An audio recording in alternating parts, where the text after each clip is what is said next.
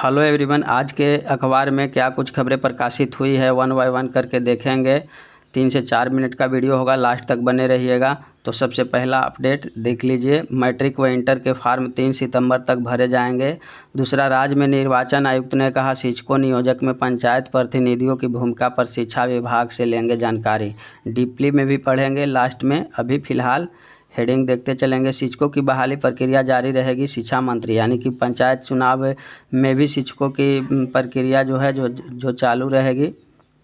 और यहाँ देखिए, दिसंबर में के बाद होगी 7वें चरण की सेकेंडरी +2 शिक्षकों की बहाली। पटना, राज्य के 6ठे चरण की माध्यमिक व उच्च माध्यमिक के शिक्षकों की नियुक्ति के बाद 7वें चरण की माध्यमिक व उच्च माध्यमिक शिक्षकों की बहाली प्रक्रिया शुरू होगी। 6ठे चरण में माध्यमिक व उच्च माध्यमिक शिक्षकों के 30,020 पद नियुक्ति के लिए हैं। खाली रह जाने वाले पद 7वें चरण में शामिल किए जाएंगे। 30 जून 2019 के बाद माध्यमिक एवं उच्च माध्यमिक में खाली हुए पदों पर भी 7वें चरण में बहाली होगी। शिक्षा विभाग के अपर मुख्य सचिव संजय कुमार ने संकेत दिया कि 6ठे चरण की बहाली को लेकर के शिक्षा विभाग मुस्तैद है। 6ठे चरण की बहाली समाप्त होते ही 7वें चरण में शिक्षकों की नियुक्ति का विज्ञापन जारी हो जाएगा।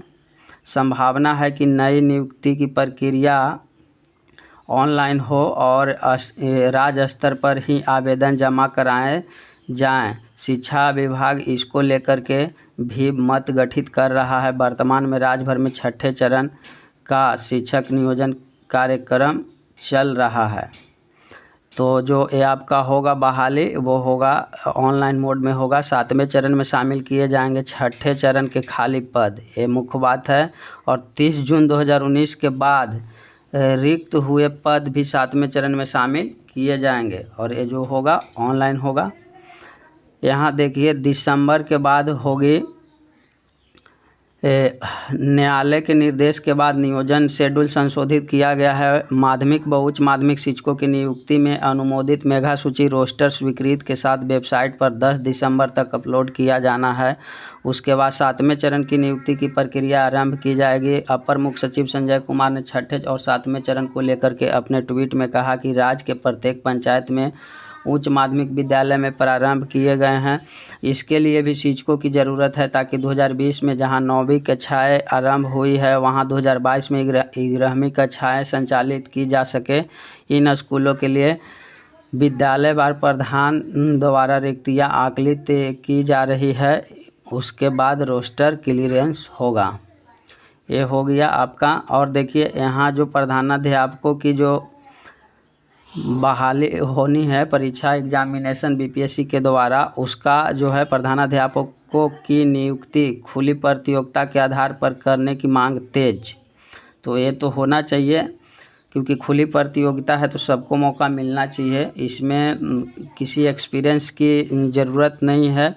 जब आप एग्जामिनेशन कंडक्ट करवा ही रहे हैं तो एक्सपीरियंस की क्या ज़रूरत है। बिहार सरकार सूबे में शिक्षा व्यवस्था को दुरुस्त करने हेतु विद्यालय में प्रधान शिक्षक की नियुक्ति बीपीएससी के माध्यम से शुरू करने जा रही है, लेकिन शिक्षा विभाग द्वारा अधिसूचना जारी होते ही विरोध शुरू हो गया। विभिन्न शिक्षक संगठनों ने अधिसूचना में संशोधन की मांग की। उच्च विद्यालय में प्रधानाध्यापक बनने हेतु स्नातकोत्तर एवं बीएड एमएड के साथ 10 वर्ष का लगातार कार्य अनुभव तय किया गया है। वही प्रारंभिक विद्यालय में प्रधान शिक्षक हेतु स्नातक एवं बीएड डिग्री के साथ 8 वर्षों का कार्य अनुभव तथा 2012 के बाद नियुक्ति शिक्षकों के लिए टीईटी की अनिवार्यता रखी गई है। बीएड उत्तीर्ण शिक्षक संघ समिति के प्रदेश अध्यक्ष दीपांकर गौरव ने बताया कि सरकारी विद्यालय में प्रधानाध्यापकों की नियुक्ति स्वागत योग्य है, लेकिन प्रक्रिया में संशोधन की आवश्यकता है।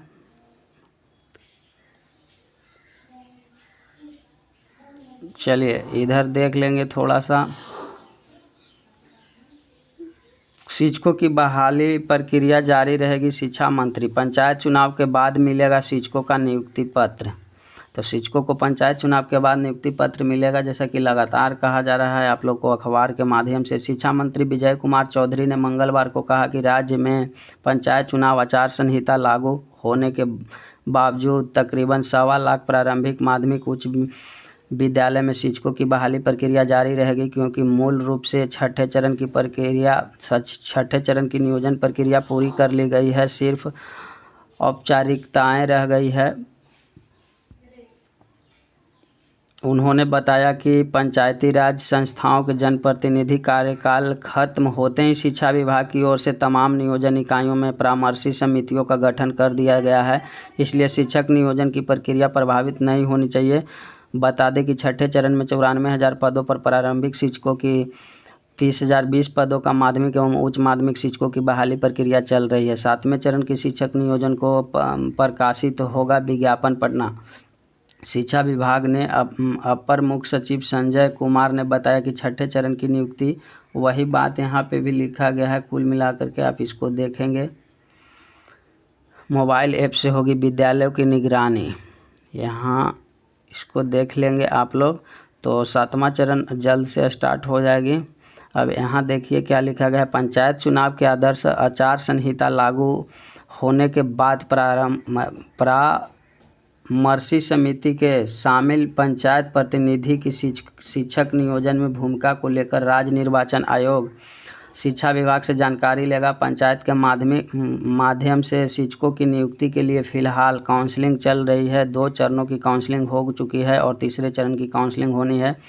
इस बीच मंगलवार को पंचायत चुनाव की घोषणा कर दी गई है और राज्य के सभी ग्रामीण इलाकों को आदर्श आचार संहिता प्रभावी हो गई। ऐसे में यह बड़ा सवाल है कि शिक्षकों के नियोजन में परामर्शी समिति में शामिल पंचायत प्रतिनिधि की क्या भूमिका होगी, क्या उन पर रोक लगाई जाएगी।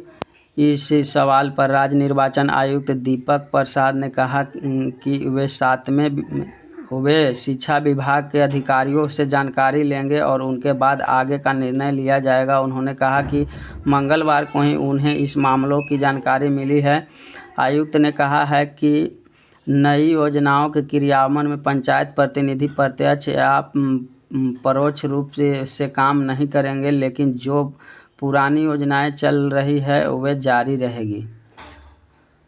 तो ये है 24 अगस्त के अंक में प्रकाशित।